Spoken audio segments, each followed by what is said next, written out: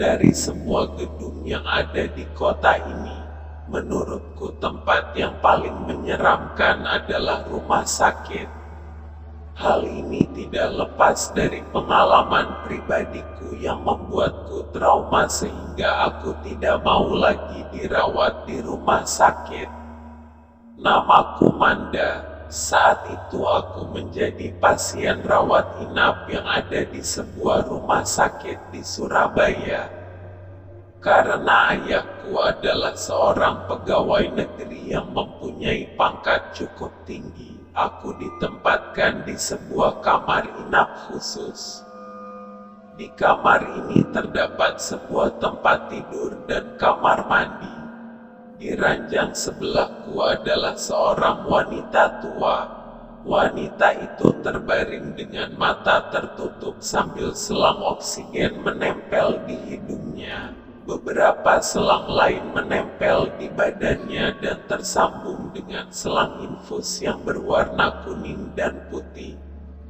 Aku tidak tahu namanya dan juga tidak pernah berinteraksi dengannya. Karena wanita itu sudah dalam keadaan koma ketika aku datang. Keluarganya pun jarang mengunjungi. Dari hari pertama aku dirawat baru sekali dia dikunjungi. Sangat berbeda denganku yang dijaga oleh ibu dan dijenguk oleh temanku. Di malam keempat aku dirawat, tiba-tiba aku terbangun tengah malam dan tidak ada ibu di kamar dan aku langsung menelpon handphonenya. Ternyata ibu sedang keluar mencari makan karena mendadak merasa lapar. Aku merasa takut ditinggal berdua dengan wanita tua penghuni di sebelahku. Namun tiba-tiba koneksi handphoneku terputus dan ternyata pulsaku habis. Untuk menghilangkan rasa takut aku menyalakan televisi. Ketika aku sedang asik menonton, tiba-tiba aku mendengar seperti suara tersedak. Begitu aku mengecilkan volumenya, baru aku sadar kalau suara itu berasal dari wanita tua di sebelahku. Wanita itu seperti meronta-ronta. Dia seperti kesulitan bernafas, mendadak bulu kuduk berdiri. Aku panik dan menekan tombol memanggil suster. Beberapa saat kemudian seorang suster datang. Tiba-tiba terjadi hiruk-pikuk di kamarku. Suster itu langsung memanggil kedua suster lain dan seorang dokter jaga. Aku menarik selimut sampai ke wajah dan tidak mau menyaksikannya. Innalillahi wa inna ilaihi rajiun. Wanita tua itu meninggal dunia. Beberapa suster kemudian datang kembali dengan sebuah keranda. Jenazah wanita tua itu langsung dibawa, walaupun wanita tua itu sudah pergi. Aku masih merasa ketakutan. Aku pun meminta seorang suster untuk menemaniku sampai ibu datang. Akan tetapi suster itu menolak, katanya malam itu hanya ada 3 suster yang berjaga. Dia harus kembali jaga sementara kedua orang suster tadi harus mengurus jenazah wanita tadi. Jadilah aku sendirian di kamar. Malam menjadi terasa sangat panjang. Ibu tidak kunjung datang. Rasa kantuk juga tidak datang. Karena takut sendirian di kamar, aku memutuskan berjalan keluar untuk mencari keramaian. Sebenarnya hal ini dilarang, tapi rasa takut membuatku melakukannya. Hatiku seperti berbisik kalau sesuatu yang buruk akan terjadi kalau aku keluar kamar. Aku bangkit perlahan dari ranjang dan berjalan terlatih-tatih ke pintu. Tiba-tiba aku mendengar suara keranda yang didorong dari luar kamar. Aku bertanya-tanya dalam hati, Kenapa kerandanya lewat sini lagi? Perasaan arah kamar mayat bukan ke arah sini. Aku membuka pintu kamar, melihat di ujung lorong ada seorang suster yang mendorong keranda mayat. Di keranda itu ada tubuh yang ditutupi kain putih. Aku berpikir bahwa itu adalah jenazah wanita tua itu tadi. Ketika keranda itu hampir melintas di depanku, aku baru sadar kalau ada yang aneh dengan suster itu.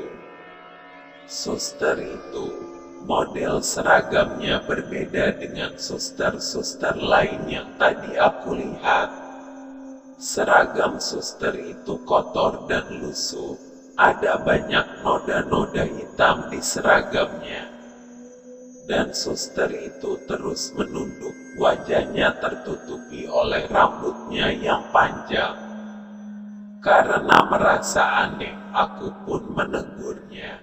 Aku bertanya apakah jenazah yang dibawanya adalah jenazah nenek tadi. Suster itu berhenti mendorong. Dia terdiam dan tetap menunduk ke bawah. Tiba-tiba suster itu menyibakkan kain putih itu. Ternyata bukan. Jenazah yang dibawanya adalah orang yang tidak aku kenal sama sekali. Di atas keranda itu terdapat banyak tulang belulang manusia. Tulang itu gosong seperti habis terbakar. Aku ngeri melihatnya dan langsung menutup jenazah itu dengan kain putih. Tiba-tiba suster tadi tertawa cekikikan. Aku terheran-heran sambil memandangi suster itu. Suster itu tertawa sambil tetap menunduk ke bawah dengan rambut panjangnya terjuntai ke depan. Aku baru sadar, kedua tangannya penuh dengan luka bakar yang masih baru. Bulu kuduku langsung berdiri, dan suster itu masih tetap tertawa cekikikan ketika aku mundur perlahan darinya. Aku langsung teringat perkataan suster tadi di kamarku, kalau suster yang sedang jaga hanya ada 3 orang. Dan 3 orang suster yang tadi ke kamarku tidak ada suster yang mirip dengan suster yang ada di depanku sekarang. Lagi pula kalau ada suster lain yang mengurus mayat dan suster yang tadi sedang berjaga, berarti siapa suster ini? Aku berjalan mundur dengan terlatih-tatih. Aku berusaha kabur ke kamarku. Suster itu mendorong kerandanya maju dan suster itu melayang.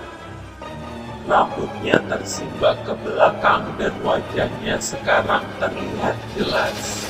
Wajah suster itu rusak terbakar.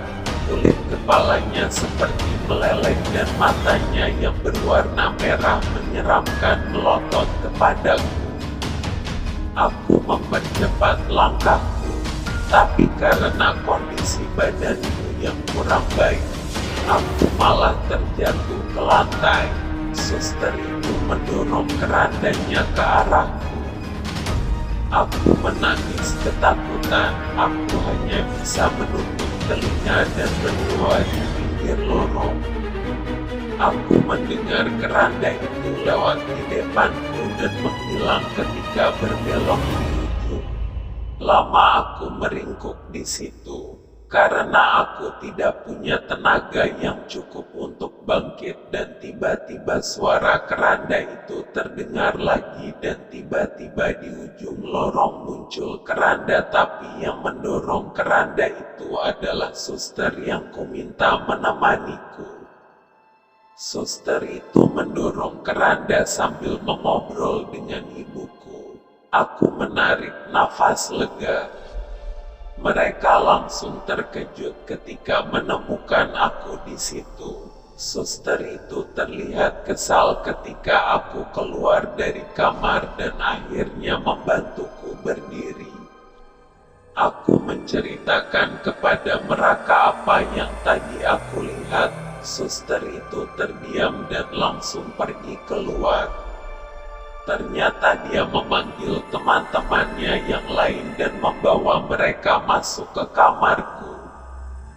Dia bertanya kepadaku, apakah aku yakin kalau yang tadi aku lihat bukanlah mereka? Aku berkata sangat yakin. Mereka melihat satu sama lain. Suster itu pun akhirnya menceritakan sebuah mitos tentang rumah sakit ini. Dulu rumah sakit ini pernah kebakaran, dan ada seorang suster meninggal ketika sedang bertugas di kamar mayat. Konon arwah suster itu gentayangan dan suka menampakkan dirinya kalau ada keranda mayat yang didorong pada malam hari. Katanya, tulang tengkorak yang dibawanya di atas keranda adalah tulang tengkoraknya sendiri.